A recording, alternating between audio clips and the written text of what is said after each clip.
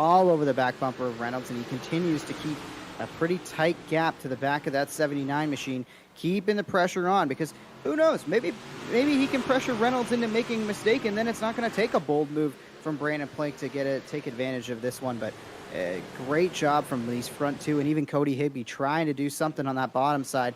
If everybody's going to run the top, you got to go somewhere else, right? Very true. Very true. As Reynolds leads into 1 and 2 again, Plank's actually doing really well right there. He runs just a little bit tighter line around the corner, but he's still got plenty of grip in it. There's a slider from the 77X into the wall. And Reynolds, too much slide. Yep, back over under, crisscross to the white flag this time. That was a bit too early. I think Brandon Plank could have made it happen a little bit later on, maybe on the final lap. That was the move. But into 3 and 4 for the final time here, I don't think he's got the positioning to make it happen. He's going to have to play defense as Cody Higby's going to try to throw a big slider and get in there. But I don't think either of them are going to get there. It's going to be Dean Reynolds who's going to come across the line and win the 47 Technology Cyber Nationals here at Cedar Lake. Great racing, and congrats to Dirt Car Dean picking up the checker.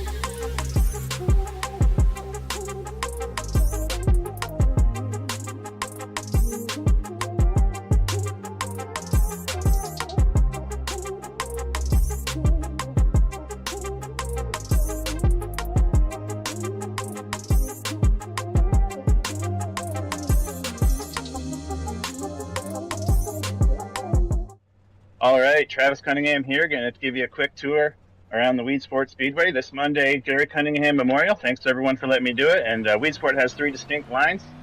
First one is right on the bottom. You got to kind of keep slower down, keep it right around the inside wall, not get too throttle happy down the back straightaway. You want to keep it nice and tucked into that wall. Track's a little heavy right now. But then the next one, as the track dries out, you're going to want to go to the top side. And then the fast way is almost back it in and clip the wall like I just did. But you don't want to get too high down the back straightaway. And then kind of don't want to get too high out of 4 either, because there's a flat spot there. I hit it pretty good. That line's there later in the race. And the other one, once the track slicks out, you kind of roll the middle. The track's still kind of heavy right now for it, but did my best imitation of it. Same kind of thing here, just kind of try to keep the RPMs up a little bit. Got to keep it straight though. And yeah, there's the 3 lines you're going to see tonight at Weedsport for the Gary Cunningham Memorial.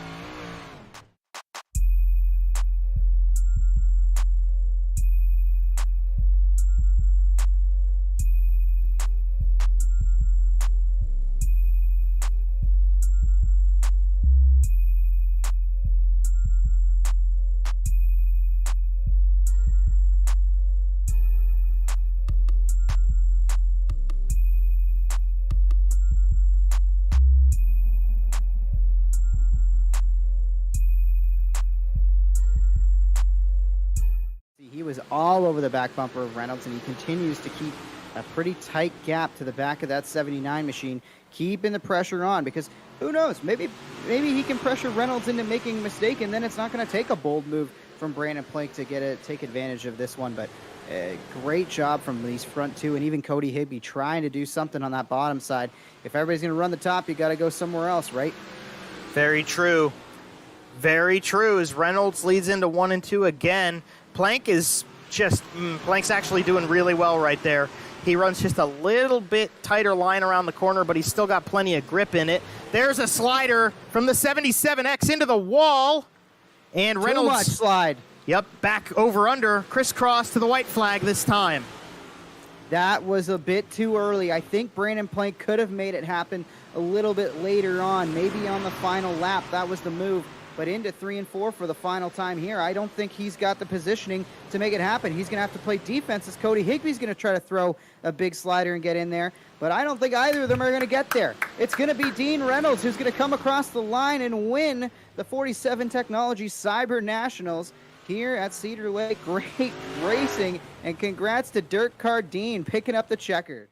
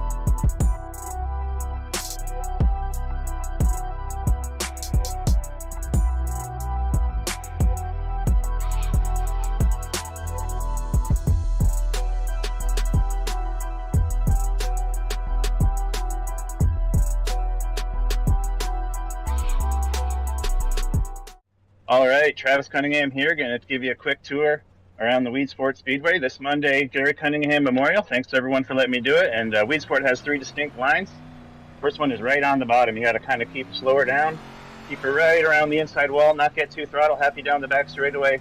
You want to keep it nice and tucked into that wall. Track's a little heavy right now. But then the next one, as the track dries out, you're going to want to go to the top side. And then the fastway is almost back it in and clip the wall like I just did. But you don't want to get too high down the back straightaway. And then kind of don't want to get too high out of 4 either, because there's a flat spot there. I hit it pretty good. That line's there later in the race. And the other one, once the track slicks out, you kind of roll the middle. The track's still kind of heavy right now for it, but did my best imitation of it. Same kind of thing here. Just kind of try to keep the RPMs up a little bit. Got to keep it straight though. And yeah. There's the 3 lines you're going to see tonight at Weedsport for the Gary Cunningham Memorial.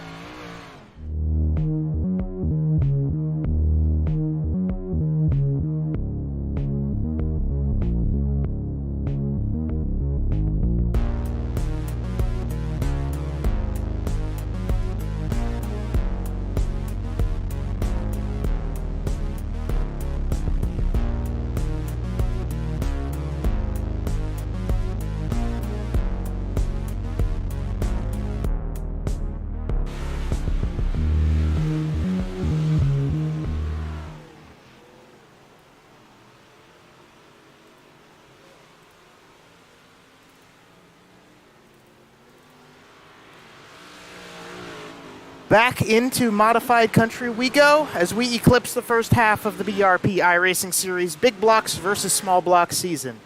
With an excellent show last week at Williams Grove, we look to expand and rise above as we honor an icon engine builder and racer with the Gary Cunningham Memorial tonight. We are delighted to have you with us here at the virtual Weedsport Speedway for 75 laps tonight, and this is a race that everyone wants to win. I'm Joe Donahue alongside the icon Jonathan Howe, live on BRPtv to bring you race 10 of the BRP iRacing Series schedule. There's a purse, there's home soil to defend, there's a championship to fight for, but Jonathan, there's a great name on the front of the program tonight. What does this race mean to our drivers, and what would it mean to win? You know, Joe, it's all about speed and it's all about power, especially when we're talking Gary Cunningham, who was a legendary engine builder around our parts up here and supplied engines to many a racer, many a racing family, and something we talked about on the Southern Ontario Dirt Show podcast that I didn't even realize Travis was talking to me about it. He's a member of the Canadian Drag Racing Hall of Fame as well for his work with the super modified division. It's awesome to honor Gary this way. We honor him at Merrittville Speedway in the real world, in our actual racing season, and with Travis competing in this year, and Southern Ontario Dirt Show getting a chance to sponsor another race on Travis's birthday, no less. We figured why not pay tribute to the man, the myth, the legend, Gary Cunningham, and the powerful power plants that he built in his machine shop and engine shop right up until the day he passed. That's right. Something just to throw out there. Happy birthday to Travis Cunningham. He is turning, 18 today or something? Well, we'll pretend like that. We'll pretend it's his 21st. How about that?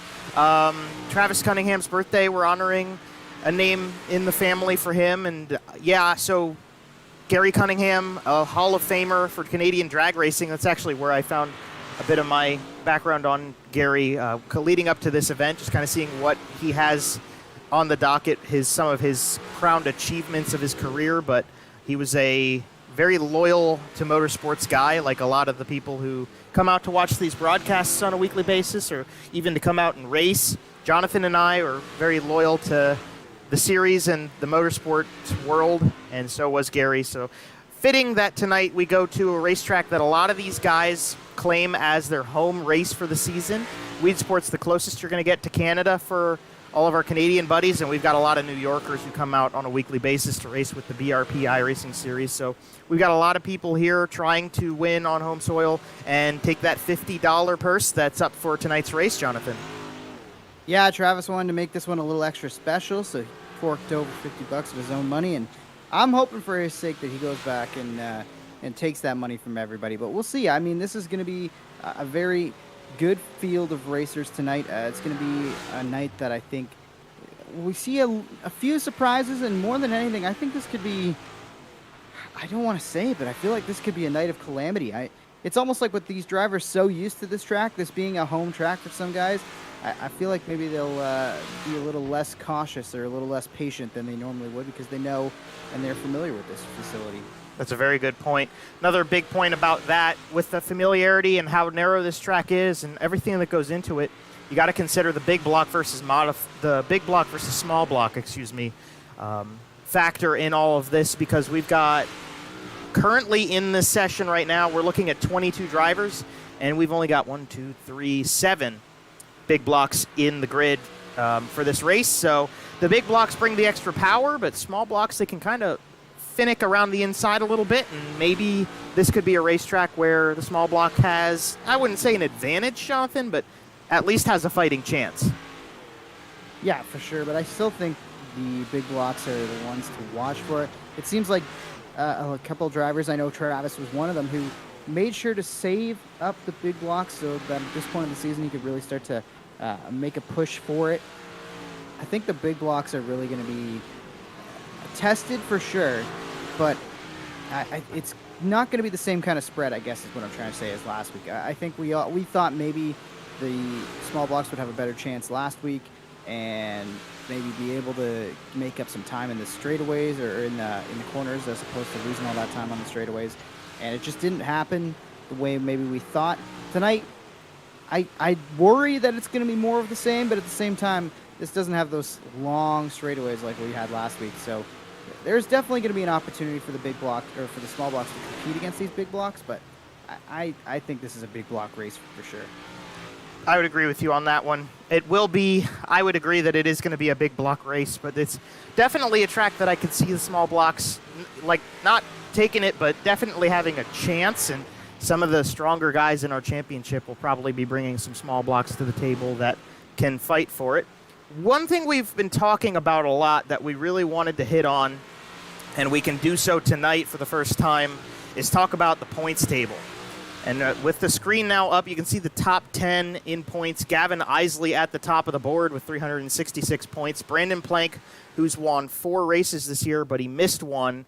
This is where he lines up, 7 points behind Isley. And we know that he's going to be missing a few more races this season, so he's trying to get as many points as he can. But Beagle, Porter, and Higbee make up the top 5 there. Jonathan, we haven't really gotten our takes on the point standings on a broadcast yet. How are you feeling about this? Is there anything on this table that surprises you?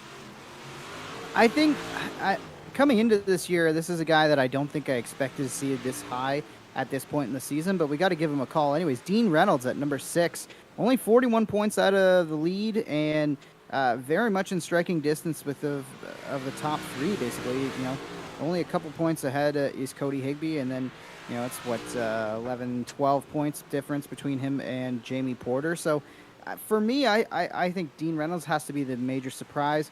From what I understand, Ryan Beagle, this isn't a surprise to see him up in 3rd, but if Isley and Plank, for whatever reason, have any kind of issue, I think that the big dog, Ryan Beagle, has really positioned himself well to end up in striking distance to control this championship.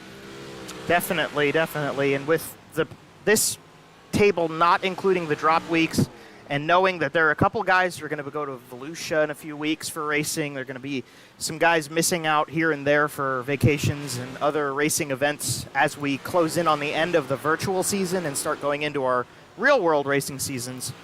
This table, this is going to shake up a little bit as time goes on, and it doesn't count those drop weeks. So with the drop weeks included, Brandon Plank pretty easily is the championship leader. But yeah, some of these names are surprising, and I think Travis Miller not being at the top is surprising. Seeing Sharp and Hilton on there is great.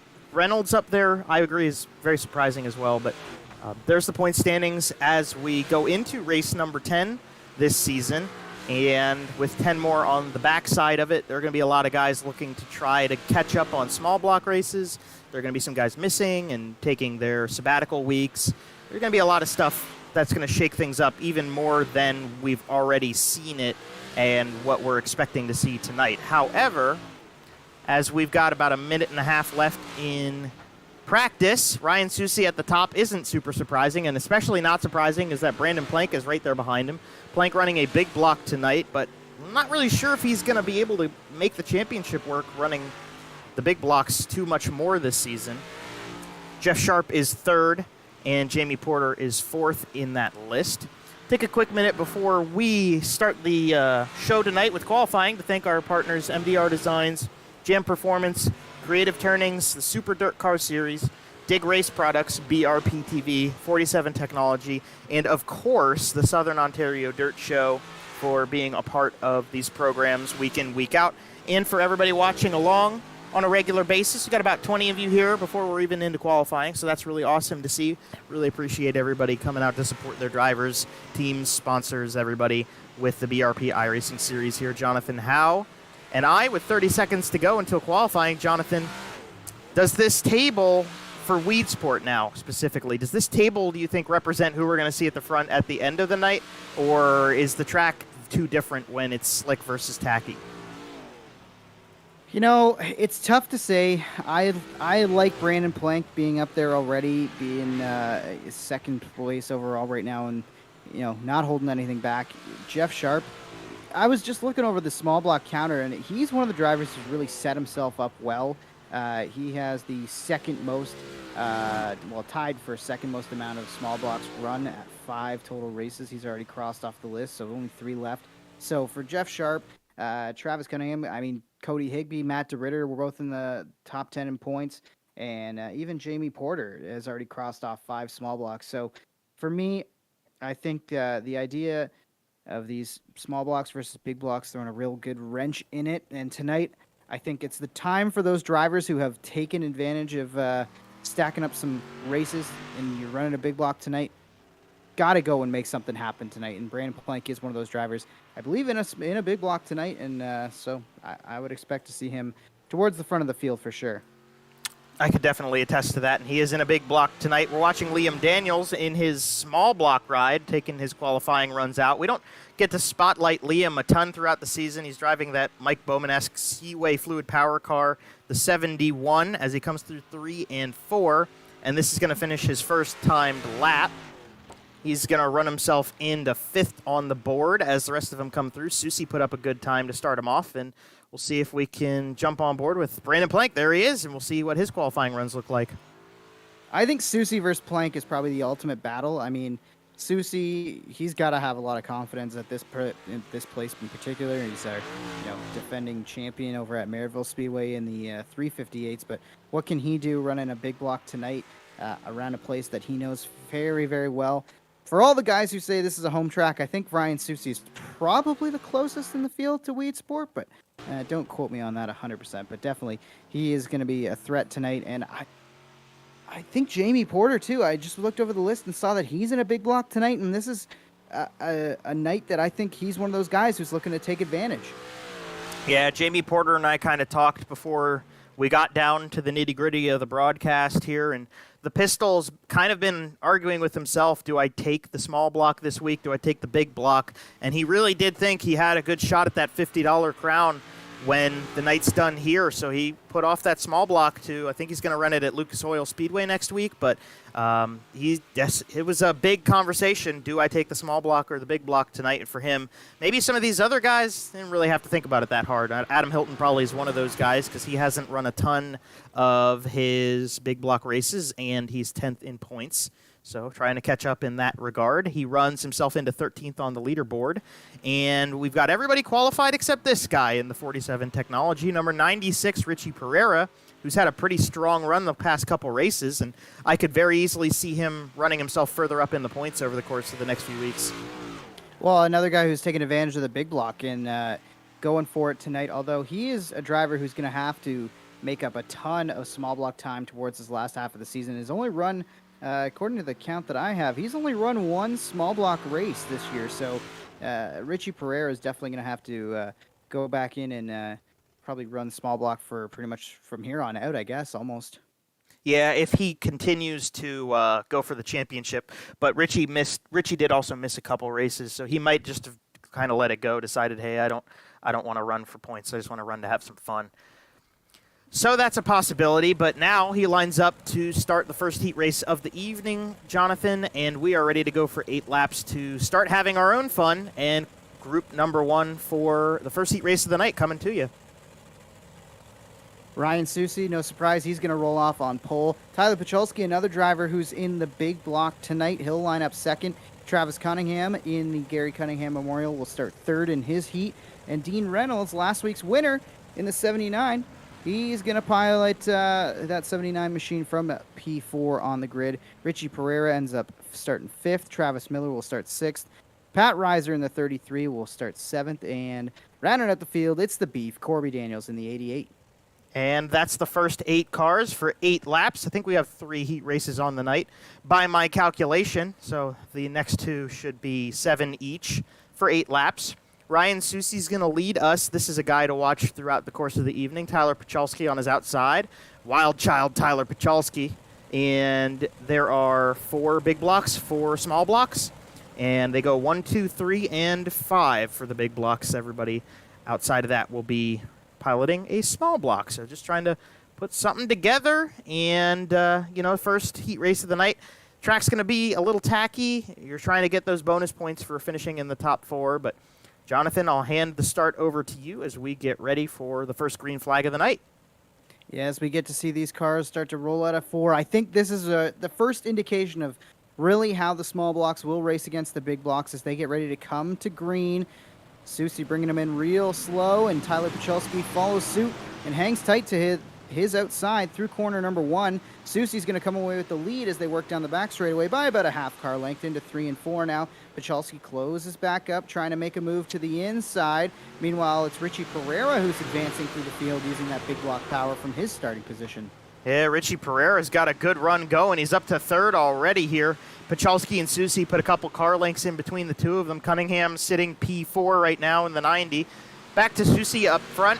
Yeah, it's a pretty easy run when the track's tacky like this. Apex turn number 1, kind of ride out turn number 2. Let that curved back straightaway pull you into turn number 3. Don't get too far ahead of yourself. Get a nice angle. Dip in and thunder off turn 4. That's a lap around Weedsport with Ryan Susi in front. And he's putting a couple car lengths in between himself and Pachalski. Yeah, he's putting together a great run in this first heat. A good battle shaping up for third there between, again, 2 big blocks, as Travis Cunningham is stalking Richie Pereira right now for that third position. Little bit of separation back to the small blocks. We'll see. We'll have to monitor those gaps throughout the night and see if that's something that is just a product of a tacky track to start the evening, or if the small blocks really are at that disadvantage. As it looks like, ooh, Richie Pereira almost maybe caught a bit of the inside wall that time through 3 and 4. It didn't really hamper him too much, though, as Travis Cunningham only gets to about a car length. That's the difference right now, maybe a little bit more than that, as out front it's still Ryan Susi. Susi leads past the line, 2 to go for the number 38 car, and he is easily taking this one. Pachalski's about a half second behind Susi as he goes into turn number 3 again. That tacky track, it should separate the guys who are running big blocks and small blocks a little bit more extremely than when it's tacky, but nonetheless, it's probably showing us what the rest of the night's going to be like. So Ryan Susi, as he comes through 3 and 4, he will corner into 3, and he will rifle out of 4, and Ryan Susi's going to win the first heat race of the night. Behind him will be Pachalski, Pereira, and Travis Cunningham.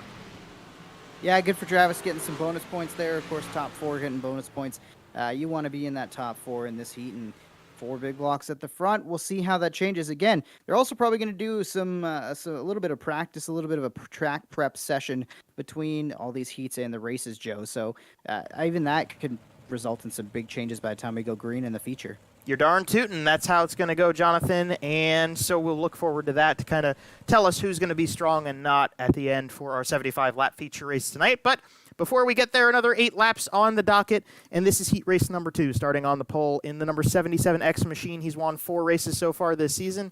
He's representing Dig Race Products. With us, it's Brandon Plank out of New York.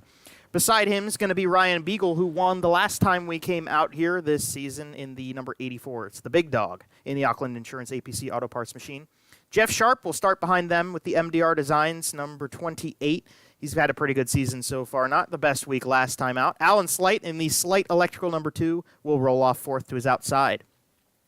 In the 3A car is Adam Hilton out of New York, starting 5th, and to his outside in 6th is the championship leader Gavin Isley. Dave DiPetro will round out the group of them. This is a home race for him in car number 68. That's Dirty Dave in the Wilco Auto Care Wentz propane machine. And they get ready for those 8 laps. 1 to green past the stripe now for the drivers as they pass under and get ready for a heat race that should set up a good group of starting positions, and there's going to be a couple big names to watch in this one, especially Gavin Isley starting 6th. Yeah, and something else to watch, Joe. Not as many big blocks in this one. I see Plank. I see Sharp's got one in tonight. And meanwhile, the big dog, Ryan Beagle, going with the small block tonight. We'll see how he can hang from the front row. Is obviously fast enough to start up there. We'll see how that translates in the actual race as we get ready to come to green, and Plank's going to lead him in. No problem. Into turn number 1, and Beagle's going to have to fight Jeff Sharp, who's looking for 2nd already. It was a little choppy of a start there, but it did go, and Ryan Beagle with the small block kind of fits the bill because Sharp has the big block power along with Brandon Plank. Sharp goes to the inside of Beagle. We are looking at a battle from 2nd to 4th on the track right now. Sharp, Ryan Beagle, Adam Hilton. That's the group of them. Brandon Plank has no trouble up front and probably won't have any trouble up front as we get 2 laps down. And, yeah, he's clear by, 3-4 car lengths? Yeah, he is really in control of this one. Again, choppy start. I don't know if Beagle was trying to play mind games or if it was Plank that was playing the games, but either way, it is the only person it's really worked out for is Brandon Plank, who's up at the front. 4 wins on the year already, but Weedsport not one of the places he's won at that we've been to already this season. We'll see how he can manage the evening throughout the night. So far, in control of this one. Jeff Sharp also up there collecting some valuable points. We talked about him being a bit of a surprise in the points, and you know what? I think this is going to be a run that maybe Jeff Sharp really establishes himself as a threat for a top 5 points position at the end of the year.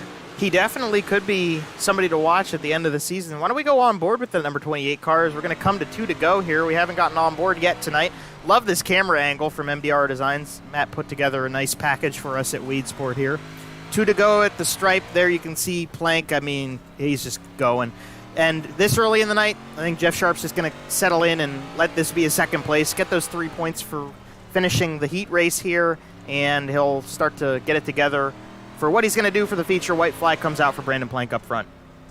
Yeah, you know, at the end of the day, as much as we've talked about the dominance of Brandon Plank, heats have not necessarily been his strong suit. He's left more than a few points on the table throughout the year, and that's why Gavin Isley, on top of the missed races, but that's why on top of those missed races that Gavin Isley does have a point lead still over Brandon Plank coming into tonight. But he takes the checkered. That's max points so far tonight for him, in the heats at least anyways, and he'll win it over Jeff Sharp. And the third heat race is going to come out and line up on the grid. That was the 6th, I believe. Yep, 6th heat race win for Brandon Plank this season. He's actually been doing pretty good at Weedsport so far, but we are ready to go for the third heat race of the night, and Jamie Porter will start on pole. He's the pistol in car number 45. To his outside is going to be the number 97 Ice Less Handsome Devil Catering and Barbecue Machine. Cody Higbee will round on the top side of the front row. Tyler Joshimbowski has had some very high highs and some very low lows this season. The 88T will start third in his heat race alongside the 03 winner at Cedar Lake, Matt DeRitter in the MDR Designs machine. Dean Meitzler will start on the inside of row number 5 in car number 49. That's a Pennsylvania driver right there. And Liam Daniels to his outside in the number 71. Rounding out this grouping and rounding out your grids of heat races for the night, Brian Berger in car number 60 will go 7th. There are 6 358s in this group. There's one big block, and that is the pistol on pole, Jamie Porter. So, Jonathan, we might be seeing a good race for second. Yeah, I think that's probably going to be the case, and this is, I think, exactly what Jamie Porter wanted to have happen when he selected a big block. Have minimal challenge in his heat, max points once again, take advantage of it, and that's why you run the small blocks early in the season if you can. Take advantage at smaller tracks like this. It was a well-played move by Jamie Porter with only less than half the schedule to go after tonight, and only a handful of small block starts left for him to cross off. As we get ready to go green here once again, puts the pedal down, and he leads him into corner number 1 away from Cody Higbee and Josh Mbesky. To Ritter, looking over that side-by-side battle in front of him. Everybody chasing the pistol. Jamie Porter, who fires off into 3 and 4, and is in control of this one. It looks like they're a bit stacked up coming off of 3 and 4. Josh Mbesky and DeRitter may have gotten together. Yeah, it looked like Josh Joshimbowski got pretty close to hitting the concrete wall on the inside of turn number 4. And we should mention before it happens that is a problem spot that we could be seeing some calamity ensue during the 75 laps of our feature race tonight. But for the moment, Joshimbowski and DeRitter stay clear of it. They put themselves in a nice little battle for third here as Cody Higbee has cleared them, but he's got about a half second of a gap between the 97 car and the leader, Jamie Porter, at the stripe.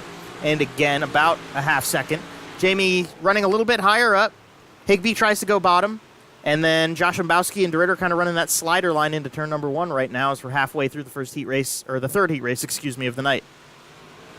Jamie Porter out front. He's trying to lead this whole thing wire to wire, and looking like he is in good position to do that right now as Higbee is not able to close up and challenge just yet. But again, we'll have to watch, because I think as the racing has gone on, I think the big blocks have actually shown that through the corners, they're vulnerable. You can see Higbee comes into the frame, closes up, especially on entry, and that could be just Cody's driving style. But I think as this track is changing, Joe, I think maybe through the corners you might see the small blocks start to really catch up, and maybe if you're further back in the pack, you might have a chance to surprise some of these big block guys. Oh, absolutely. And Tyler Joshimbowski is actually gaining time on Porter right now, albeit he's in third. And coming to the white flag, Tyler's put together a good run with the 88T here in the middle of the heat race, and he's gotten himself into contention for second. I don't know if he's going to be able to put a big move on the 97 car to take it. Jamie Porter will round 3 and 4, and he will win the third heat race of the night. And behind him, it's going to be Higbee and Joshimbowski. But yeah, I mean, he showed it. The small block isn't out of the equation just yet. Good stuff from the pistol. Again, Jamie Porter taking advantage of the situation, maxing out those points in the heat, and I think we're going to see this track change a little bit, Joe. I think we're already started to see a change, and I think if they do decide to run a little bit of a warm-up session here to work in the racetrack, I think we're going to see a different kind of speedway as we see. Whoa! Wild entry there from Hilton. Hey, he's just having a little fun there. Gotta love it. Yeah, so we're going to get a warm-up, 5 minutes for the guys to go work the track in and get some setup prep done at the very end. Last-minute wrench turning, see if they want to change anything going into the 75 laps of the Gary Cunningham Memorial tonight. And as they do that, we'll take a quick second to thank our partners once again, as we try to do as much as possible. We have a lot of great partners for the BRP iRacing series, MDR Designs, Dig Race Products, GM Performance, Super Dirt Car Series, Creative Turnings, 47 Technology, and of course the Southern Ontario Dirt Show and BRPtv here. But Jonathan, on behalf of the Southern Ontario Dirt Show, can you talk a little bit about this race? This was a big deal for you guys with you and Travis, and you kind of called it like this is a race we want to be a part of. And Travis, you kind of stepped up to make this race worth winning and put a little purse on it, but put a lot of meaning behind it. So just talk about, what was the decision like for you guys to pick Weedsport, pick this race, and what kind of prep did you do that went into this? Yeah, for me, I didn't really know Travis when I got my career started in terms of broadcasting dirt racing, but I knew the Cunningham name from being around Maryville Speedway, and I believe in that first season that I was there, we had the Gary Cunningham Memorial race that year, and of course, you meet Travis, you talk to him, you learn kind of what he's about, and oh wow, that was a great move by Josh Ambowski, splitting the defense there a little bit to go on through. But yeah, it's for me, it was just cool to meet somebody, talk to them, learn about their family legacy, and it explains so much about why Trav has the burning passion for racing that he does, and he's always had a lot of pride in whatever he's raced. He's never had to race a crate motor, and having an engine builder as a father, I think that's exactly why he's had so much pride in his ability to be a 360 sprint car driver, a modified driver, a 358 modified driver. It's just we're happy to honor him, and it's Travis's birthday, of course, today too, so it made sense. It's one of the closest races to us here in Southern Ontario on the schedule, so it just made sense for us to come on board and come be a part of, and we're always learning more stuff about Gary. There's more stuff that comes out through the podcast, more stories that Travis tells, and one of these days I'm going to crack them open for a real good episode. But we got a nice little tidbit talking with Eric Thomas this week, who hosts Raceline Radio, who was the voice of Maryville Speedway and has lent his voice talents to many a dirt race in his career. We talked about that on this week's episode, talked about Travis being in the Travis's dad Gary being in the dirt car or the drag racing Hall of Fame, and just the legendary tales of the road from ET. It was a blast. We had a really fun podcast this week. If anybody hasn't checked it out yet or is wondering what the Southern Ontario Dirt Show podcast is all about, this is a great entry point. Start with the Eric Thomas episode and work backwards if you wanted as you get ready for racing to start here in Southern Ontario. And of course, we got to thank our partners who came on board the show, Oshweek Speedway and Bicknell Racing Products. Shout out to those guys who want to support what Travis and I do, and it's been a blast. It's been a blast learning about the sport. Travis is such a respect, has so many stories, of course, his dad being a big part of the stories that Travis has. So I'm always learning. Every time I get to talk to Travis about racing, I'm learning something. Some of it is repeatable. Some of it are stories that I have to take to my grave. I like that. Yeah, this has been, just being a part of this series has been huge, and especially as a sprint car guy, all of the people that you get to meet in this series, whether it's a guy like Travis Cunningham who grew up around it, or somebody even like the Beef who worked on cars. I mean, this is a lot of people with a lot of stories and knowledge and skills, and they just know things that I don't. And it's really great to bring everybody together and talk about it. And even for Jonathan and I, Jonathan's a pretty smart guy, and I'm not too shabby myself, but we've still got plenty to learn, and there's a lot of lessons that can be taken from any of these guys on the grid. So any chance you get, it's a great time to come out and talk to them. And it's a really great time to talk about people like Gary because of how important he was and a very pivotal guy in the world of engine building. And he has a NHRA Wally. I was talking to Travis earlier this week. He said, yeah, it's sitting here in the house. I mean, just learning these things about people that you don't necessarily know beforehand. This is one of the greatest things about racing, and especially one of the greatest things about racing on the sim of iRacing is that we can bring all of that together, whether you're in Pennsylvania, New York, Canada, or I don't know, where else? Europe. You could be in Europe right now. Who knows? We could have somebody watching in Australia. Who knows? I actually, you know what? We actually did have that. We did have that happen. I should throw that out there. We've had literally international coverage from BRPtv, so we want to thank everybody for getting us out there and having some fun with us. Let's bring you the starting grid for 75 laps, the Gary Cunningham Memorial, and it starts like so. Ryan Susie's going to be on the pole. Heat race number 1 winner, Brandon Plank, to his outside. Heat race number 2 winner in the 77 car. Then the third heat race winner, Jamie Porter, starts third. To his outside will be Tyler Pachelski in the 21 car. Jeff Sharp starts 5th. To his outside is Cody Higbee. Then back to row number 4, Richie Pereira and Ryan Beagle. Tyler Joshimbowski and Travis Cunningham make up the 5th row on the grid. Taking a look at the next half of the field here, you're going to see Adam Hilton starting 11th in the 3 car. His outside, Matt DeRitter in the 0-3. Then it's Pat Reiser in the 33. Lots of threes right there through that section of the field, starting 13th. Starting 14th, it's the 2 car of Alan Slate, and then Dean Meitzler will start 15th in the 49 machine alongside Travis Miller, who's deep in the field from this one. He'll be one to watch. Can he live up to the name of the thriller tonight? We will find out. Gavin Isley, another one to watch, who's starting a little bit further back in the pack in 17th. To his outside, the 60 car of Brian Berger. Then it's the Beef, Corby Daniels, lining up 19th, and Dirty Dave DePetro lines up in the 20th spot in the 68. And the last row on the grid is Liam Daniels' little brother and dirt car Dean Reynolds, who won last time. He is sitting at the tail end to start this race, but it's now going to be time to light the fires and kick the tires as Brian Susie's going to lead us through turn number 4, and we'll wait on the green. 22 drivers, 75 laps. The Gary Cunningham Memorial is underway here at Weedsport. Susie on the inside, trying to pull away from the front 2. Porter trying to use the inside line to go to second down the back straightaway. He's under fire from Plank, who sails it in on the outside, looking for more than just second as we've got cars slow, and I believe we are under yellow early in this one. We are, and unfortunately, it is going to come at the ale of Travis Cunningham. Let's try to pull together a replay and see how we kind of botched our start here. Well, we'll check in, make sure everybody stays clean on the front stretch here as they try to get back in line. So let's pull a replay out. Let's see what happens here. Oh, this is going to be an unfortunate turn of events here, Jonathan. Yeah, you can see him stacking up before they even really hit the initial green, and he gets turned by DeRitter there into the outside wall. Then Miller's going to get a piece of it. Berger and Moore piling in as Travis Cunningham. Looks like it was just kind of like one of those chain reaction incidents. The accordion effect on the initial start of it. The outside line didn't get going, and Travis found himself stuck in the middle there. And obviously not what Matt DeRitter wanted to do is turn the 90 car necessarily. Tough break on the initial start of this one, but we'll line him up, try him again, and it's tough.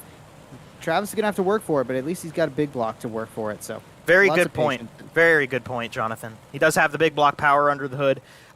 First 3 laps of this race are going to go to Ryan Susie under yellow as caution laps are counting this evening. We'll pop the ticker up just so you can see. We are 3 laps into the 75. Susie, Plank, and Porter make up your top 3. Cunningham to the rear, Dean Reynolds to the rear. Not that he wasn't already at the rear, but he will get put to the tail when the green comes out again, which I think we're going to get the one to go this time. So we'll get back to green flag racing here and try to start having some fun with the guys. Susie and Plank, that's going to be a race to watch up at the front. We'll see if Susie can get as much of an advantage as he about had off of the initial start. Yeah, he had a great start into turn 1 and 2. That's why I was kind of surprised. Even Plank got going, so I was kind of surprised or looking to see where exactly that outside line stacked up to cause that initial incident. It might have been just Josh Mbowski, just the one car in front, but either way, we're going to find out. We're going to figure things out. It was a warm-up start. Everybody's going to mind their P's and Q's, and let's get some green flag laps in early in this one. Susie, Plank, Porter, top 3. Then it's Pachelski in the 21, also in a big block, and a much more even start as Susie's under fire from both sides as Porter's looking low and Plank is looking upstairs. Plank's going way up. Well, not as high as Tyler Pachalski. Yellow comes back out again. This time, it's going to fall by the way of the Beef, bringing us the second caution back-to-back. And that probably means we're going to get a single-file restart. Let's check the replay, see what happens to the number 88 car. Oh, he's not the only one involved in this.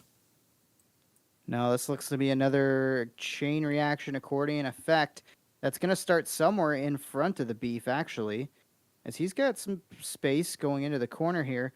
Him and Berger come together. Liam, Dave. Yeah, Liam and Pat got a piece of that there, but... Yeesh.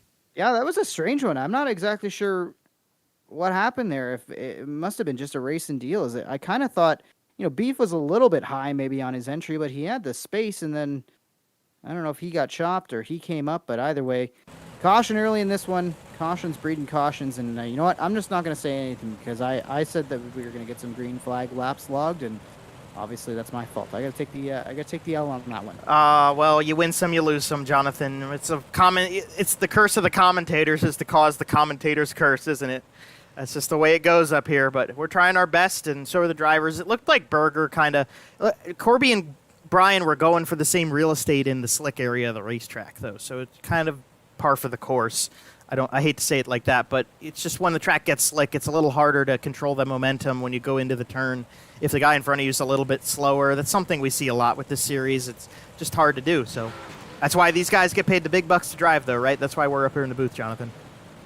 Yep, you don't want to see me behind the wheel. I mean, even virtually, I think I might actually stand a better chance in an actual race car than in the virtual cars, to be honest. But either way, we'll keep our eyes, our ears, and everything are pointed up here. I don't think anybody wants to see me drive. I don't know. That'd be kind of a nice special here on BRPtv to get you in somebody's sim and see what goes on. As the green flag comes back out, we can see if Jonathan would be able to hang with Susie and Plank and Porter and everybody up at the front here as they go back to green down the back straightaway.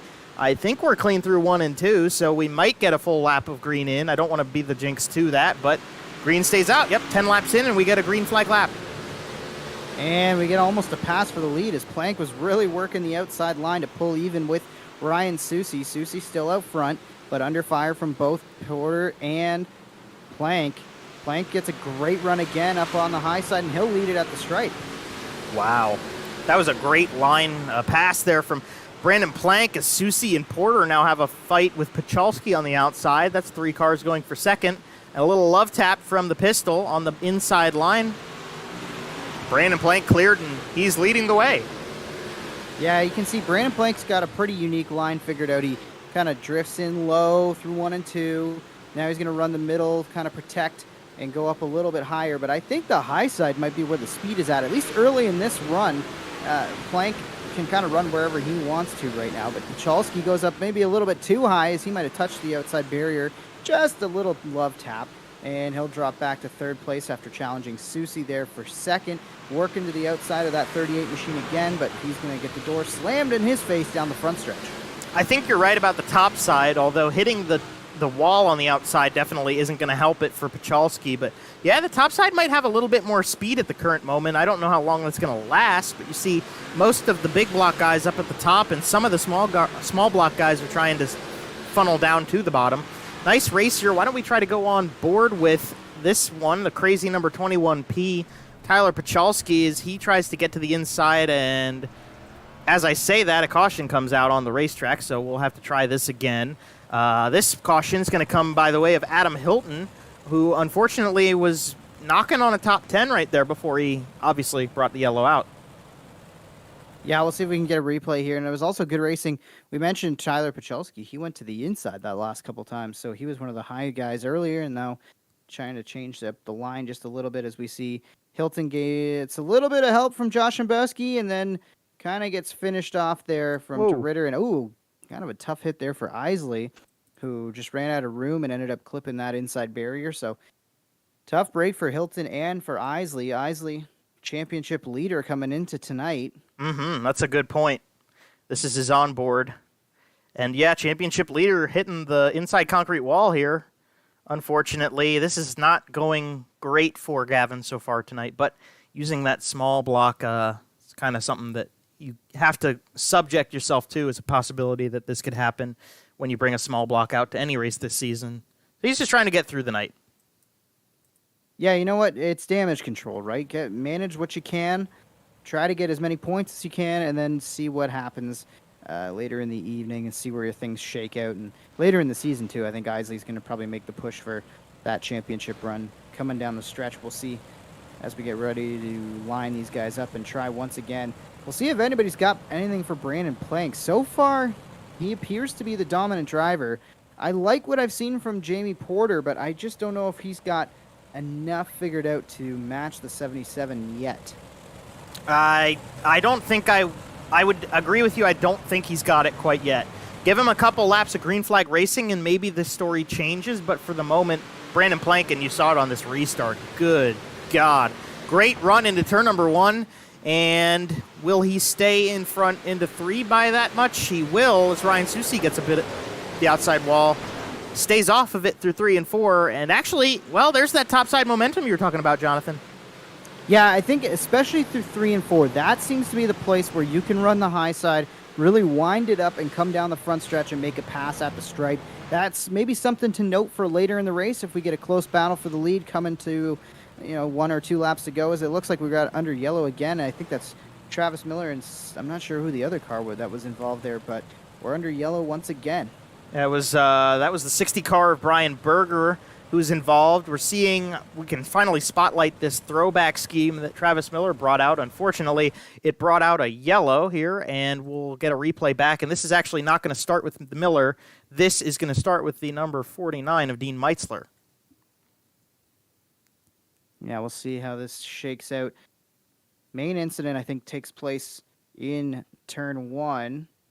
As we see Meitzler goes around, and Miller tries to avoid, and everybody just piles in from there. Travis Cunningham's going to try to stop, basically. He gets a little piece of Brian Berger there.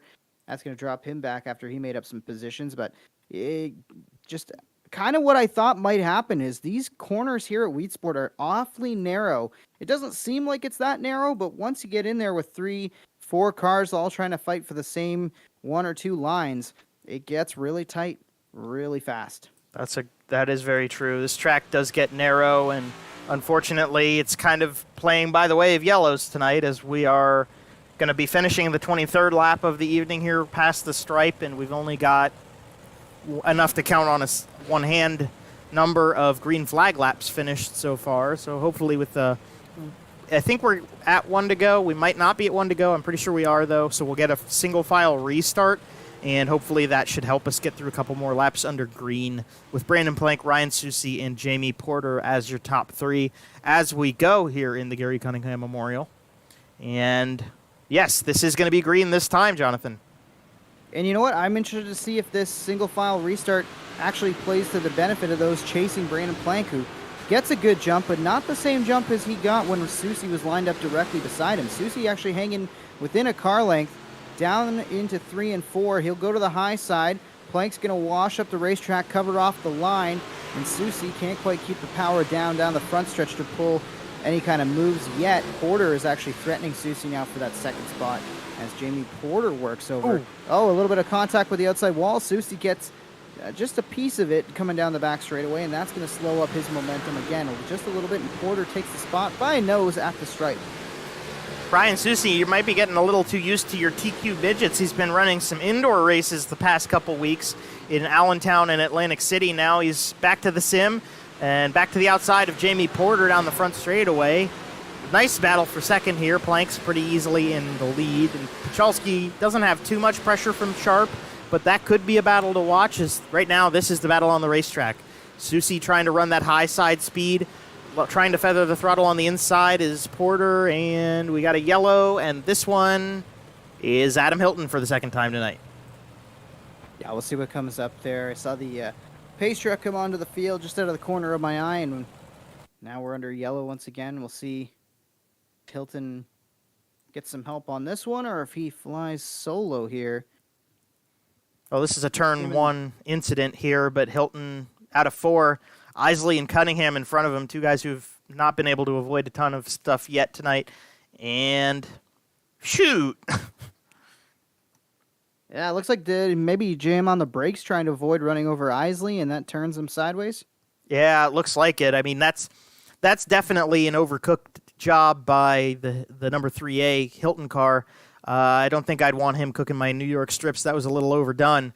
But the number 3A brings out the caution without too much damage, so he'll be able to funnel back into line and not have too much more to deal with in terms of handling with that car. But I don't know, he might be handling a little poorly right now in the first place if that kind of happened under his own doings and he didn't have any help. It's tough, too, when you've been involved in early incidents. You get rattled a little bit. You try to maybe overdo it, trying to make up some time for what you feel you lost on your previous incident, and just things like that can happen, right? But at the front of the field, we've seen a pretty clean race amongst these big block drivers. Plank, Porter, Susie, Pacholski, they have been the top four, and they have been in control of those front four spots as we've run so far. They have. We haven't really seen anything shake up. Cody Higbee is the highest running small block car, and he's been doing a pretty good job of staying with them in the 97. Jeff Sharp has a nice battle with him actually off the restart as we're back to racing 30 laps into this race. And I think we're clear, and I think Porter's going to hold Susie down this time. Yeah, this is the first time we've seen Jamie Porter really go to the outside, and he gets a great run off of 3 and 4. I was wondering if maybe starting on the outside will make that 45 car try that high side. He hasn't really tried it much at all this race so far, as we see Cody Higbee going around Jeff Sharp. So that small block keeping the march up towards the front. Another thing to keep an eye on is how those small blocks progress through the field. Cody Higbee seems to have it figured out. And this is something to watch about the championship. People who can win championships in this series are going to be people who drive well with the small blocks. And Brandon Plank's been really good at that so far, but Cody Higbee is showing why he's a championship contender right now. That 97 car is hooked up, and he's in the mix of the big blocks, even past Jeff Sharp. So Higbee going to be one to watch as we get into the second half of this season and start talking more and more about who's legitimately got a chance at the championship. Brandon Plank is definitely one of those guys. He's leading by a couple car lengths over Porter and Ryan Susie. A nice battle here with Pacholski, and now look who's gotten into this mix, the 97 of Cody Higbee. Yeah, Higbee working to the inside as Pacholski, he's got traffic in front of him, and you wonder how much that affects him as compared to Cody Higbee, who he's kind of driving all over the place, just looking for clean racetrack wherever he can find it to try to catch Pacholski. But now Pacholski putting the pressure on Susie, and that last time through 1 and 2, you saw Susie go up a little bit too high and tag the wall. Something to keep an eye on Ryan Susie, as he has really pushed the boundaries of this racetrack throughout the evening, and eventually it could bite him if he keeps testing it like he has been. And then Ryan Susie goes to the top side. Pacholski hasn't gotten a top 3 yet this season. I don't even think he's gotten a top 10 yet this season. That is one of the most surprising stats I've got on him. There goes Tyler to the inside, on the inside wall. We haven't seen anybody really get up on the concrete and have any trouble with it yet, but I looked back and I saw Matt DeRitter about hit it, so I'm wondering if we're starting to run out of time before we start seeing some guys apex too soon and run out of room. DeRitter's had a nice little run through the field after starting just outside the top 10. He's up inside the top 10 now, running in 8th position and just quietly keeping things on lock. Had a little bit of he was involved in some of the incidents, but didn't pick up any major damage, didn't set him back in the race all that far, and he's just making the most of what he can in that small block tonight. And again, you talked about somebody is going to have to step up and run well in a small block if they want this championship, and he's somebody who certainly is doing it, as you see Cody Higbee now taking over a spot from Tyler Pacholski. Yes, he did get that pass in, and you're absolutely right about the small block guys. They need to be good, and they need to be good in the small blocks if they're going to be good in the championship. DeRitter's doing a great job of it. Cody Higbee's the guy who's setting the pace right now in that regard, as he's gotten himself into 4th, and whoa, Susie gets a little woed up, and a yellow flag comes out. I had just gotten a text from my buddy Cole. Cole, if you're out here, Cole Freilich, watching the stream, was saying, hey, these guys get it in line a little bit here. What are we doing? But we got this far into it before we saw the yellow come back out. That was a nice green flag run. Yeah, it was. It was starting to see the small blocks come to life a little bit. which is good to see as we wait to see what the cause of this caution was. I believe it's the beef. We'll get a replay here and sort out exactly what happened. I think it's actually Adam Hilton. Yellow's out here. I don't know what we're doing down here. This is fun. Adam Hilton going through the grass. Going for some landscaping. That's fine. Let's see. Let's go back a little bit further. He's with Pat Reiser here going into turn number 3. This is before he's... Oh, there it is. Somebody hitting the concrete. That's Adam Hilton. That's what I was talking about before. These guys get so low in the corners. At some point, somebody's going to kind of overcook it or get a little too early on the breaking points, and that's what happens. And Adam Hilton's the first one to do it tonight and brings out a yellow for it. It's like the opposite of baseball. Strike 3 and he's in the park. Oh, that's a good one. I like that one, Jonathan. That's a good one. I like this lawn mowing going on from Adam. He's not the one. There's somebody in this group who has a landscaping business, but I don't think it's Adam, and it's kind of a bummer he isn't, because he did a darn good job there. Well, if he has to change careers anytime soon, at least we know there's a connection to be made. There you go. That 3A car. It's already got the green on the car, too. I mean, he could just put a little grass blade design in there, get Matt DeRitter at MDR Designs to put a little grass something going on inside of there, and it's all good and setting away. That would be great. Hit us up, Matt. Big block powered lawnmower. Yeah, big block lawnmower. Oh, boy. How much fun are we having? So much fun. Back to green flag. Brandon Plank, Jamie Porter, Ryan Susi. That's your top 3 as we are 46 laps into the Gary Cunningham Memorial now. Ryan Susi goes back to the top side. I'm surprised about Higbee running the top. The small block with the less power, he's still making the top side work. And he's going around Pachalski while doing it. Well, you could make sense of that, right? Because he is able to keep that engine wound up on the outside, right? Doesn't have to brake, doesn't have to turn as sharply, so he can keep the RPMs up on that smaller motor and contend with these guys, and he's doing a great job of it. As we see some others start to creep into the photo frame as well. Ooh. Ryan Beagle, Richie Pereira's out of the gas. He drops a ton of spots there. As we see some 3-4 wide, it looks like they're trying to go. Wild Racing is a little further back in this pack. Oh, yeah, and look at the track state, too. Now we're seeing a lot of dust pop up, yellow flags. Yellow flags, and this one's on Dave DiPetro, and we're gonna bring a replay back because he's already back at the pit area with this one.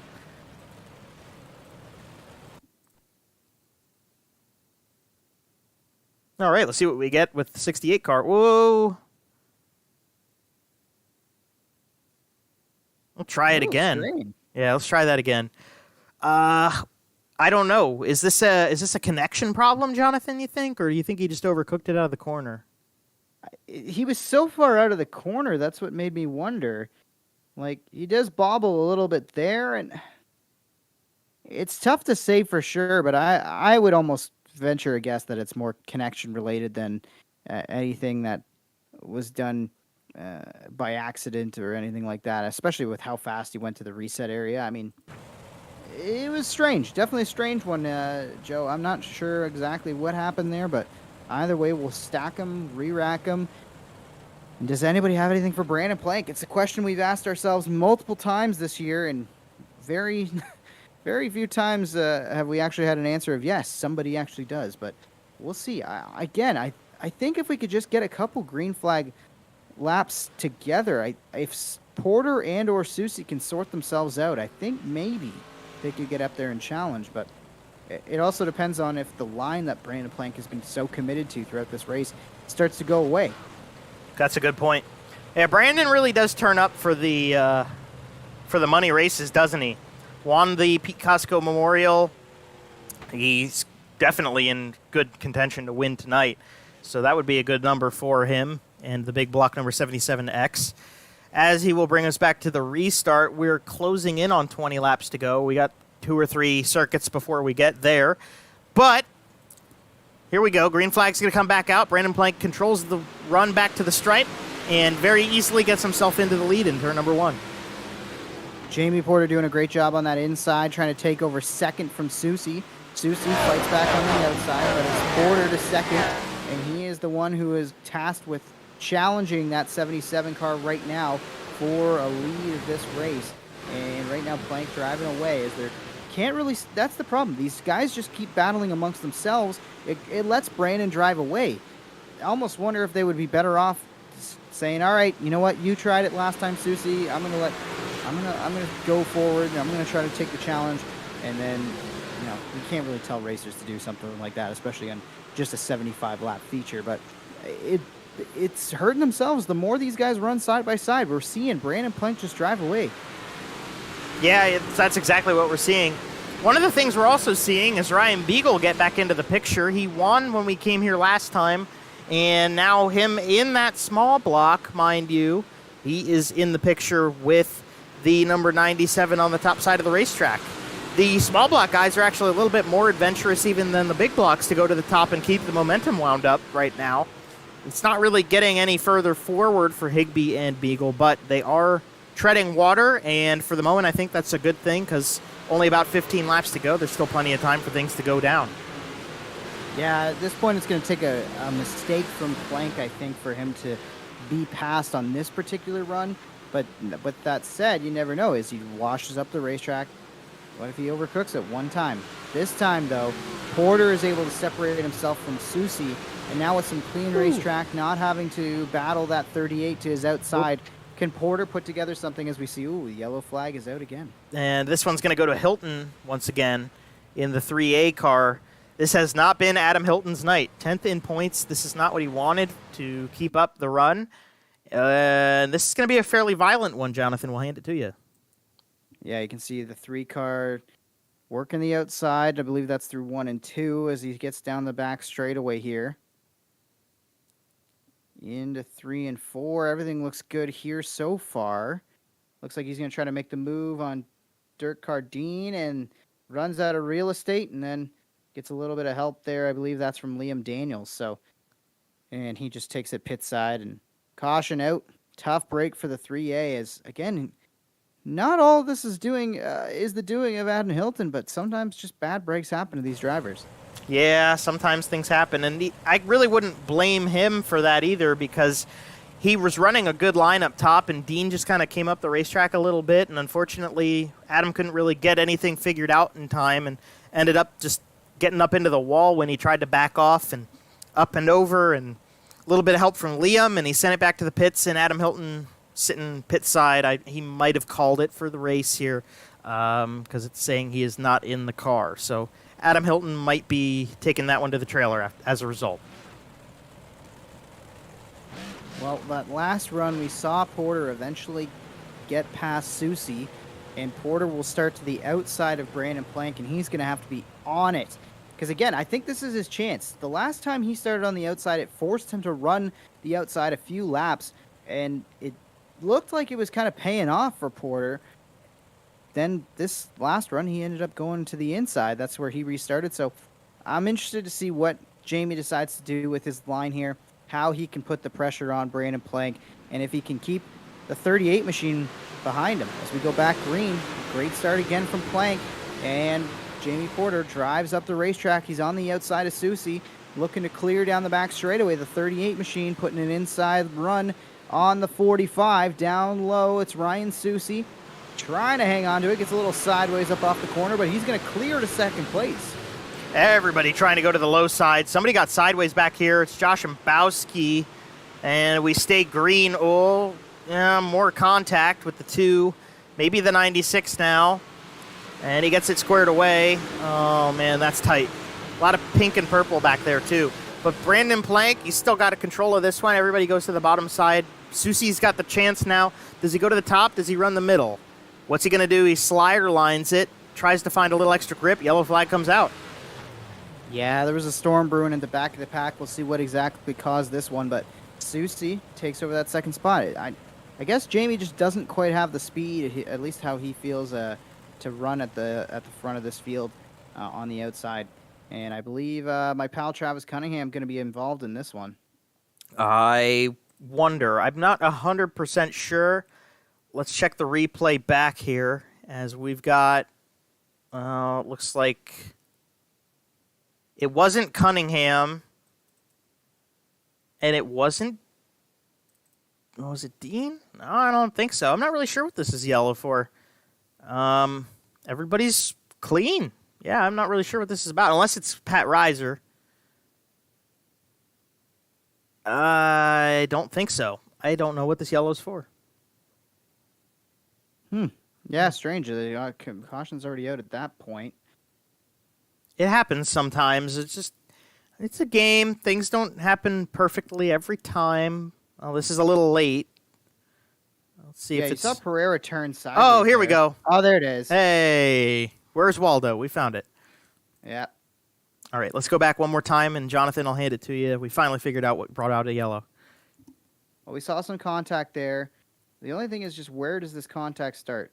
Cunningham sails it in. Gets hooked together there with Dean Meitzler. And, yeah, Meitzler almost goes over. And that's your caution. Yeah, I kind of looked like Travis was going for the hole, trying to use that big block power to his advantage to get by some slower cars, and couldn't quite make it stick. And we're going back racing. Brandon Plank with a great restart. And, Susie catches the inside wall. That's going to stack up the field. That's going to maybe lead to some chaos a little further back in the pack. But really the most important thing is that lets Brandon Plank drive away from this field like he's been doing all night. Oh, Ryan Beagle. Oh, he's turned it in front of the field. Oh, we got a big one back here. Up. Yep, we got a big one back here. Oh, that's a junked wreck. That's a upside down race car. Hey, Dean Reynolds, Corby Daniels. We saw Ryan Beagle get it sideways. That started the whole ordeal. Yellow flag comes back out on the racetrack with 6 laps to go. We'll be looking at a green-white checkered, but first we'll look at the replay and see what happened that brought Ryan Beagle into starting us our most recent yellow and add it to the list, Jonathan. Yeah, lots of yellows in this one. The tight confines of Weedsport are definitely wreaking havoc on this field so far. As Beagle under fire from Higbee. 2 small blocks going at it here. Oh, Higbee drives up just ever so slightly, and that brings the rear wheels together between he and Beagle turns sideways in front of the field. And everybody along for the ride. Richie Pereira gets a piece of it. Josh Mbowski, Berger, Dirk Cardine goes for a wild ride. The Beef's involved. That's the big one at Weedsport. Mm-hmm. And Corby Daniels, will give him some credit right here. You saw him put Dean back on all fours, and that car got stuck on its side. Props to the Beef for doing that. That's a very sportsmanlike, gentlemanly thing to do here in iRacing, because if Dean didn't get that car back on all fours, he would have had to reset and tow to the pits, which would have taken up a lot of time. So props to Corby for having the presence of mind and kind heart to do that for Dean. But, yep, that was a Wreckfest, and we're not even playing Wreckfest. We're playing iRacing. We got pretty far into the race before we saw anything major like that, though, Jonathan. I think that kind of shows the guys are trying to keep things together here for us. Definitely, and you know what? The give and take meter, it's at an all-time low this late in the race. You're going to fight for every last inch, and Beagle thought he had a good run through the middle there. Higbee thought he had a good run through the bottom. They come together, and that's just kind of what happens here. As we get ready to go, they're going to have one more shot at Brandon Plank, at least one more shot. Green flag back in the air. Susie around the outside, trying to keep pace with our leader, Brandon Plank, on these restarts. Susie chops off Porter to hang on to second. The difference about a car length and a half already as Brandon Plank is just cruising through 3 and 4. Whoa. Susie trying to keep him honest. More cars involved. They're wrecking at the front of the field again. Oh, wow. That was 4 or 5 cars, I think, all up on its side. And poor Pachalski and poor Cody Higbee. And the yellow came out after. You know what? Here we go. The yellow came out after the white flag got given to the race leader. So the race is ending, and this is a little bit of calamity on the end of it. But Brandon Plank, I think rightfully so, he's going to win the race. But that was a wreck that didn't come out. It maybe came out an inch too short to get us another green-white checker attempt. Yeah, that was strange.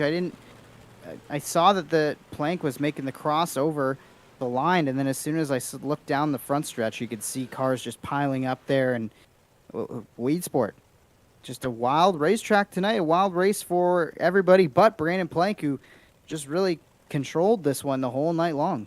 Mm-hmm. Now, I feel bad because I think the top 3 it's warranted. Plank, Susie, and Porter. So those will be the 3 guys we talk to here at the end of this race. But I want to go back to get a replay. Man, I can't tell you how bad I feel for Cody Higbee. He so deserved to have a good run, and it just isn't going to be going his way. Well, let's try this again. Okay, let's step it back one more time. Pachalski tried to woe up and not hit Porter. He's checked up too much. Higbee runs into him. DeRitter, Sharp, Isley, they all run into everybody together here, and then it's a madhouse on the front stretch, and cars on top of cars and upside down and inside out and on top of each other, and Josh Mbowski, Pachalski, Higbee, and Isley, all the E's, upside down on the front stretch to end this one. Yeah, tough break for Gavin Isley as well. High up in the points. Not running a big block tonight, but wanted to have a good run, and that's a tough way to end it. Yes, it is. And so there's Brandon Plank sitting atop the board, and we are going to try to zoom in on that car. There we go. And why don't we bring him in? So Jonathan, I think it's about time. We gave him a little bit of a cool down, and now we'll give the microphone to him, and you can talk to our race winner, Brandon Plank. Well, let's bring in our winner of the Gary Cunningham Memorial from Weedsport tonight. Brandon Plank leads it pretty much wire to wire, it felt like anyways. Just talk to us about a dominant drive, and congratulations, Brandon. Yeah, thank you. Yeah, the track was really kind of locked down around the bottom. I haven't ran a lot here recently, and I was kind of expecting things to move up to the wall. But yeah, it seemed like the bottom was good, and the bottom coming off before was really slippery. So I started to try to move around a little bit and didn't really feel any better. But no, overall, I'm happy with it. Talk to me about your restarts, because one thing that we've seen in this season, in this game, pretty much all season long, the leader is always going to have a great jump on the restart. But when it comes to restarts, you seem to be a master of it. You never really came under fire at all once you were restarting from the lead. So just talk to us about what it takes to be a great restarter in this game. Yeah, I think just trying to fire so that your left side tires are in the brown for at least a little bit going down the straightaway seems to be important. The grip or the brown is so narrow getting into one. So it seems like the more you can widen out that entry, the better shot you have of not allowing somebody to roll around you. So yeah, there was a lot of cautions there. That was kind of a bummer, but it's kind of the nature of the inside wall. Is so easy to hit here, and the instant you do that, it's hard to stay out of everybody else kind of that's coming behind you. And yet another win for you on the year, really putting the pressure on these guys to keep pace. Just talk to us about who you want to thank for another win on the year and bringing it home $50 richer tonight. Yeah, that's pretty cool. The guys on the car, Traditional Lacrosse, Ultra Fab, 4Wide. A big thanks to the Cunningham family, Travis, for doing that. It's really cool to be able to get on here and race just by itself. But then it's even more, cool to get on here and race kind of in memory of someone special, right? So, big thanks to him and, you guys as always for putting this deal on. Well, cheers. Brandon Plank gets yet another win, wrapping up a checkered flag here at the second visit to Weedsport on the year. Congratulations. And that is the winner, Brandon Plank. That's his 5th of the season, and he's the only person who's won more than one race this season. Here we'll bring in second place, Ryan Susie. He, just checking quick before we hand him a microphone, I think he is getting himself his first podium. And I'm right, he is. So the first time into the booth, Ryan Susie here on the broadcast. Ryan, this is Joe Donahue with BRPtv. You got a copy? I got you loud and clear. How's it going? Hey, there we go, Ryan Susie. Man, this race, track slick, cars all over the place, top and bottom dominant. You moved around a lot. It looked like you knew what you were doing pretty good. You have a lot of practice coming into this one? Not on the iRacing sim a whole lot. I actually not real good here in real life or on the sim, but enough laps. And the big block was a huge advantage. I knew we'd be able to qualify good, and starting up front when the heat race, that was huge. Kind of like Weedsport is in real life. A lot of times it is very track position based. Like, it's hard to move through the field here, it seems, especially when it gets slick, just because everybody's struggling for any sort of grip. So I guess a little bit of real world experience never hurts. Absolutely. And talk us through the difference in the track as the night went on and finding the right line. You were searching a lot of this race, racing with Porter too. So talk about the complexity of moving from top to bottom, trying to find what the dominant line is while also worrying about that car you've got beside you. I'm struggling a little bit with. I don't have a very expensive rig, so it's hard for me to really 2-foot the car into the corner, especially when it starts getting slick. I know a lot of these guys play with turning the right front on and off, but mine seems to be more of a light switch, and so I kind of need to keep the car just rolling momentum-wise. So that's why earlier I was trying to use the brake on the bottom, but it just wasn't working. So I had to kind of just use the top and keep the momentum going, and not really hit a good line like those guys could on the bottom. But it's kind of like real life racing when the track gets slick. It's who can be smooth, and Brandon's super good at that. So kudos to him and Jamie and Ty. It was fun racing, and appreciate Beef and all the guys and sponsors for the BRP iRacing series. I know it was Travis's father's memorial race tonight, so thanks to him for putting up the money. It was a good time. I always enjoy Monday nights racing with these guys and talking smack in the Discord chat room and just having a good time with the guys here in the off season of the real racing world. Well, you say off season, but you've been keeping yourself busy with some indoor stuff lately. Talk about the momentum this now is going to bring to you, with that running in the indoor season and keeping your skills sharp throughout the off season with iRacing. This is your first top 3 of the season. Surprisingly, do you think we're going to see a couple more come after now that we've got one off and you've checked the first one off for the season? I mean, I'd like to be optimistic and think so, but who knows with this deal? It's something I just kind of do for the fun of it. I'm definitely not a professional by any means, so I enjoy the time, hanging out virtually with my buddies and, like I said, talking smack and getting some racing in. We got a great bunch of guys, and it's cool what Beef's done for this series and got it broadcasted and got you guys in the booth, and it's just a lot of fun to have on a Monday night, that's for sure. Absolutely right, Ryan. And before we let you go to celebrate your second place, anybody else you want to shout out here and thank for everything they may do on the real track or on the iRacing track for you?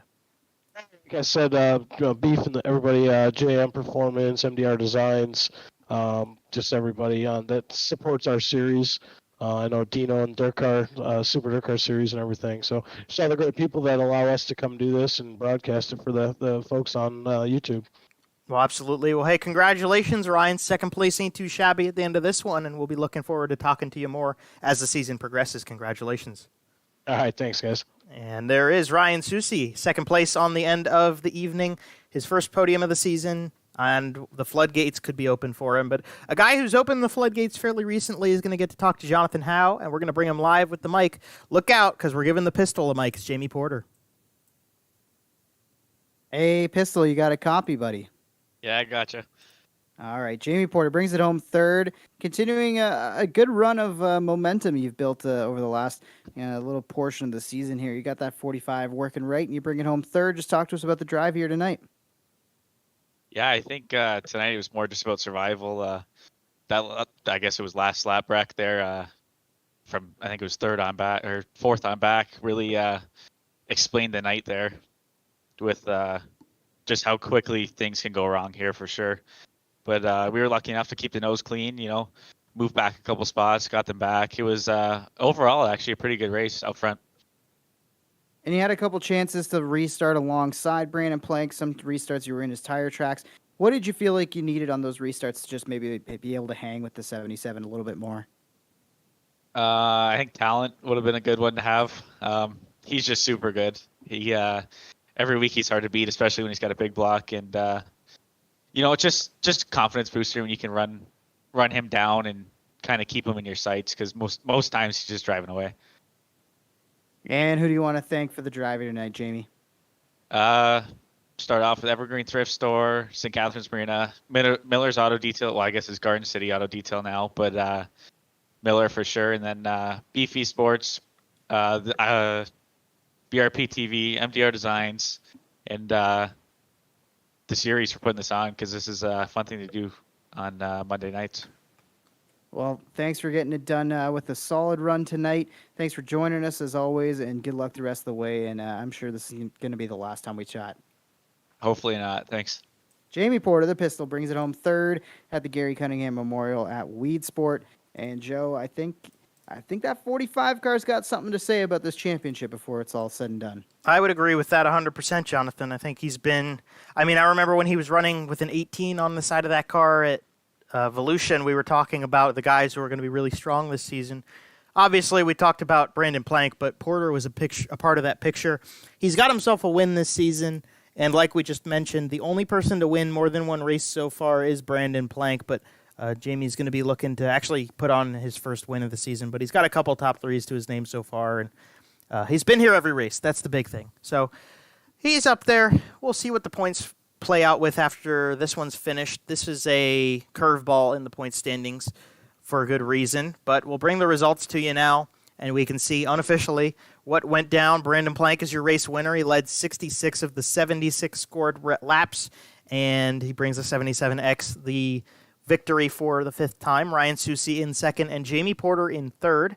Fourth place is Ryan Beagle, who ends up being the best finishing of the small block cars, and I think this is a great racetrack for him to do it at. He won here before, and he now shows the speed once again.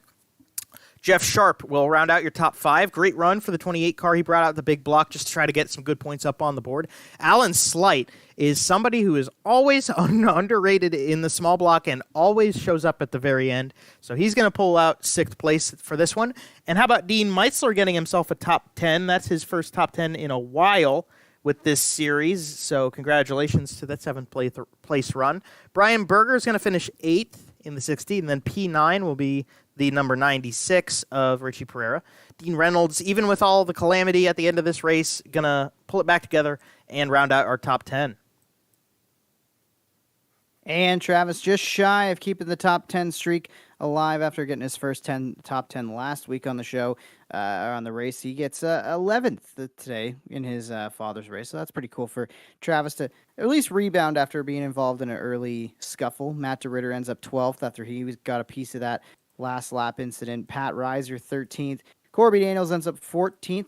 Travis Miller 15th. Tyler Joshimbowski, Liam Daniels, Tyler Pacholski, Cody Higbee, and Gavin Isley round out the top 20 as they ran. And again, that last lap incident really threw some calamity at the field and shook up the order for sure, more than I think we were all expecting, as you see Adam Hilton and Dave DiPetro rounding out the field. Yeah, that finish would have been a lot different if that caution, or I can't say caution, we didn't throw the yellow. If that accident hadn't have happened, we would have a very different conversation on our hands about the finish of this race. And I think Pacholski would have been somebody we could have been talking to in that podium. But hey, it's racing. Things happen, and they happen for a reason. And sometimes you're the butt, sometimes you're the boot, right? It comes and goes. But Jonathan, overall, besides the kind of chain of yellows we had, I didn't think the race was half bad. No, it ended up being pretty balanced. I think the small blocks with some more green flag laps could have really mixed things up throughout the field. We saw, small blocks up inside the top five at various points in the evening. And again, I think this gives a good shake-up to the point structure as well. I think we're going to see some new names start to climb up a little bit further up the points ladder as things go on here. But Joe, overall, I was pretty impressed with what we got out of this group, and I'm looking forward to next week already. Yeah, next week should be fun. Lucas Oil Speedway is a symmetrical racetrack, so maybe that'll change the way the racing goes. We will be headed back to Missouri for the event next week, and that'll be another great race to see if the small blocks and big blocks can contend with each other. But we want to thank everybody here on the stream that comes along week in, week out. One more time before we say adieu. Our partners, MDR Designs, Creative Turnings, Jam Performance, the Super Dirt Car Series, Dig Race Products, BRPtv, Southern Ontario Dirt Show, 47 Technology. It's a great group of people putting together an opportunity for another great group of people to come out and have some fun with iRacing before the actual race season starts up again, which, well, Jonathan, we're getting pretty close to it, at least for Volusia's sake. That's only a few weeks away, so we're just trying to keep a hold of our sanity until we get back out to the racetrack. But any final thoughts from you, Jonathan, as we set ready and get our bags packed, I guess, to head to Lucas Oil Speedway? Yeah, you know what? You mentioned real race season is getting awfully close. We saw some Canadians do some invading down in Volusia actually this past weekend in sprint cars. So shout out to all those guys who made the long trip and represented Southern Ontario and Canada in general really, really well down in the south. But as for the virtual world, Joe, I think we're in for a great stretch run to the final race in Charlotte. I mean, there's lots of storylines to follow, especially the small block counter. A couple more drivers ticking off small blocks tonight, and a couple more guys trying to take advantage of those big blocks on a track where it ended up probably not being that much of an advantage to run a big block tonight. I would agree with that. I don't think at the end of it was that big of an advantage, although I think if we hadn't have had this caution at the end of the race, we'd have a little bit more clarity on the bias of that answer. Nonetheless, I think everybody's going to be kind of done with Weedsport until next season now. I think this is a fair enough way to set it off for the 2022 to 23 season that they'll be happy to wait for next season to come back here, as this is the second of the 2 visits we make this season. And next time, we will make our first and only stop at Lucas Oil Speedway. We hope to see you here on BRPtv as we bring it to you live in a week's time. But until then, be safe, have fun, go play iRacing, go try it out. Go check out all of our partners and sponsors. Go give some love to our social media pages. Hit subscribe, hit the bell icon so that you get a notification when we go live. And next week is going to be a good one. Be sure to tune in with Jonathan and myself, Joe Donahue, here on behalf of The Beef and Matt DeRitter. This is the BRP iRacing series. And on behalf of Travis and in the great name Gary Cunningham, botched his name at the very end. That's terrible.